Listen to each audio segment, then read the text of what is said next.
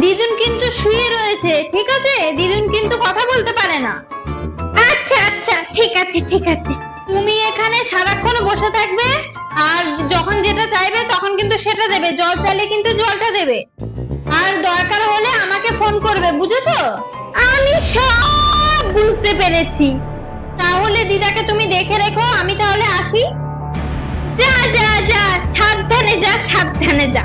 বুড়িমা, আমি এখানে দাঁড়িয়ে রিলস করছি, কিছু দরকার হলে ডেকো। হ্যাঁ, आज की रात हुस्न का मजा खुद से लीजिए, वक्त बर्बाद बातों में कीजिए। আচ্ছা কাকিমা, তুমি জল খাবে? ইমা, এই কাকিমা এরকম শুকিয়ে কাঠ হয়ে গেছে কেন?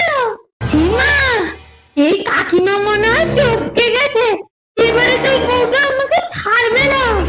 আমি এক কাজ করি, আমি